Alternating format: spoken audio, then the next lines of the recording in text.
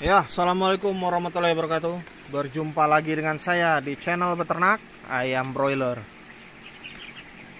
Apa kabar para subscriber? Mudah-mudahan Anda diberi kesehatan oleh Yang Maha Kuasa. Hari ini ayam saya berumur 14 hari, Pak.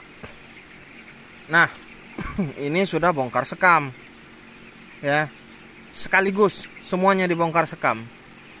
Ada beberapa peternak yang komentar di video saya, "Bang, itu nggak bagus kalau bongkar sekamnya sekaligus," ya.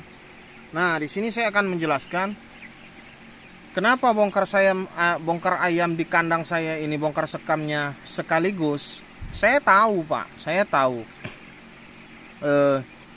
Secara teori-teori yang banyak beredar di internet atau di kalangan peternak, bongkar sekam itu sedikit-sedikit dulu karena dikhawatirkan bisa membuat ayam stres. Saya pernah melakukan itu. Bongkar sekamnya di pinggir dulu, ya kan, di tengah sepetak, 2 petak. Tapi dikarenakan di kandang saya ini lantainya ini lebar, Pak. Walaupun diberi jaring, kemarin belum diberi jaring. Jadi saya bongkar sepetak-sepetak. Yang terjadi, ayam saya takut untuk ke bambu ini, ya, terlalu takut malah. Padahal bobotnya sudah lebih dari setengah kilo. Dia berkumpul di sekam yang masih tersisa. Jelas itu bisa menyebabkan amoniak meninggi dan akan menyebabkan permasalahan pernapasan bagi ayam. Jadi lantainya saya beri jaring. Ini jaringnya kayak gini nih, Pak. Tuh, jaringnya dari nilon. Setelah itu saya bongkar full semuanya. Saya perhatikan ayam itu ya makannya berkurang sehari 2 hari, setelah itu normal kembali.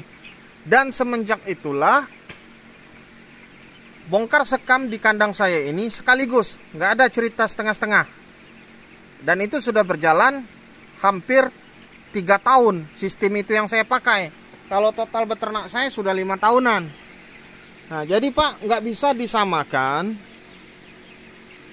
cara praktek peternakan di kandang A dengan kandang B, daerah dingin dengan daerah panas. Ada perbedaan. Ada hal yang buruk dibawa ke tempat lain itu bisa menjadi bagus. Karena kenapa? Keadaan lingkungan kandangnya sesuai. Jadi kita sebagai peternak ini jangan menonton, karena itu si panutan saya harus begitu juga. Wah, tenggelam, Pak. Selesai. Anda harus punya feeling apa yang terbaik untuk ayam broiler Anda. Ya. Jangan 100% ditiru. 100% Anda tiru di channel saya ini. Jangan. Saya daerah panas. Ya. Contoh kecilnya aja lah. Ayam 7.000 ekor, Pak. Saya pakai Gausolek cuma 4. Karena di tempat saya daerah panas. Banyak yang bilang, waduh itu broodingnya pengap itu. Buktinya saya masih berjalan beternak dengan sistem seperti itu. Mungkin kalau dibawa ke tempat Anda, itu pengap dan ayam Anda bermasalah. Tapi di sini tidak. Itu loh. Jadi ada hal-hal yang tidak tertulis di dalam teori itu ternyata cocok. Jadi cara beternak ini bukan masalah aturan bakunya seperti itu harus Anda turuti. Ya, harus disesuaikan dengan lingkungannya. Ada lagi masalah air, contohnya. Air yang ayam itu pH-nya yang bagus sekian loh, Pak. Harus sekian. Kalau saya mikirin pH air, nggak beternak-ternak saya, Pak. Itu air saya itu payau, ya, agak asin sedikit. Tapi ayam saya ini bagus, malah pernah sempat tembus IP-nya 430. Itu IP close host, Pak, 430. Dan saya pernah mengalaminya. Ya. Dicoba, boleh dicoba. Kalau kira-kira nggak cocok, jangan diterusin lagi. Anda harus mencari sendiri cara beternak Anda seperti apa. Satu lagi, contoh kayak pakan. Ada yang bilang, pakan itu bagusnya, Bang, di jatah sekian supaya FCR-nya bagus. Saya pernah coba juga seperti itu, yang terjadi ayam saya tidak merata. Entah cara saya yang salah atau saya nggak bisa hitung pembagiannya. Setelah itu, saya mempunyai keyakinan ayam itu beda-beda kebutuhan pakannya. Sama kayak saya, berbeda jumlah makannya sama Anda. Beda badannya saja berbeda, nafsu makannya berbeda. Dan ayam itu secara alami akan berhenti sendiri makan kalau dia sudah kenyang, nggak dia gasak terus. Waktu saya jatah itu malah yang terjadi temboloknya keras, terlalu penuh dan sebagainya. Ujung-ujungnya ada yang nggak kebagian makan, ada yang kebagian pakan. Itu Pak. Jadi saya kasih pakan itu 1 kali sehari full. Setiap jam 5 sore full, ya, full. Jadi nggak dijatah-jatah. Bang, bagus mana Bang Close House sama Open House? Sudah berkali-kali juga saya jelaskan. Jelas Close House Pak. Saya dapetin IP 430 itu Pak, mati-matian. Dan kebetulan bibitnya bagus juga. Kalau bagi Close House itu 430 itu udah hari-hari itu, udah biasa. Malah Close House itu kalau IP-nya nggak di atas 400, untungnya tipis, bahkan bisa rugi. Kenapa? Operasionalnya besar. Kalau kami Pak cuma listrik 1 bulan paling 700.000.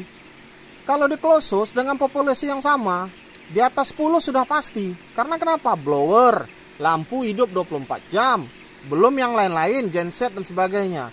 Makanya Close House kalau IP-nya di bawah 400 bahaya. Bisa gulung tikar juga, ya. Ini bobotnya udah 5 ons lebih nih, 14 hari. Mudah-mudahan bertahan sampai panen.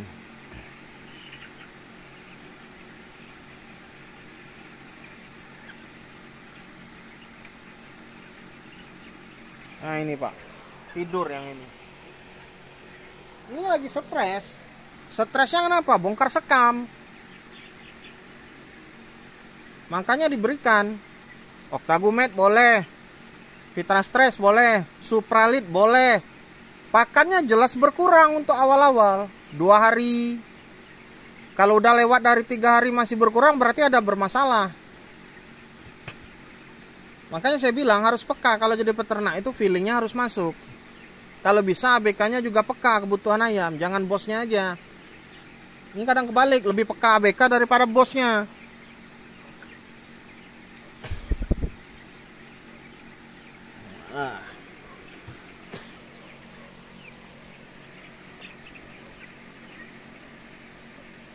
Ini kan, ada yang jatuh-jatuh itu, ada jatuh 5 ekor nanti diambilin. Karena kenapa Pak? Lantai bambu saya jarang dan sudah mulai ada yang patah-patah. Ada yang bilang, Bang kapan bangun Close House? Waduh Pak, Close House itu Pak nggak cukup 200-300 juta duitnya. Saya kalau mau gampang bangun Close House, lebih baik tahan dulu lah. Jangan tanggung-tanggung kalau mau bangun Close House kan. Sediakan dana 1M, udah aman. Ini enggak, ada uang 200 juta kira-kira. Ngelihatlah di YouTube, oh ini hemat kayaknya Close House kayak gini. Rupanya banyak yang nggak lengkap. Jadinya apa? Jadinya yaitu pemeliharaan ayam tidak maksimal.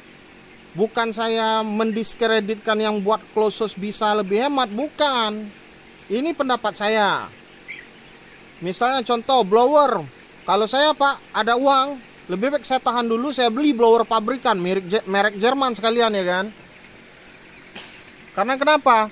Blower itu saya rasa di Close House itu termasuk salah satu jantungnya kandang.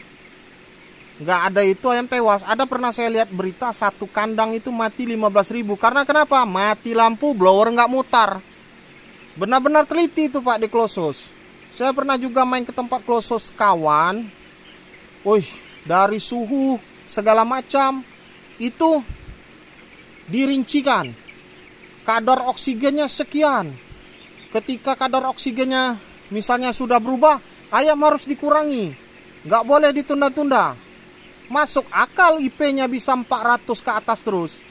Kalau di open house Pak mengandalkan alam. Kalau hujan, waduh udah sibuk lah kan, tutup tirai.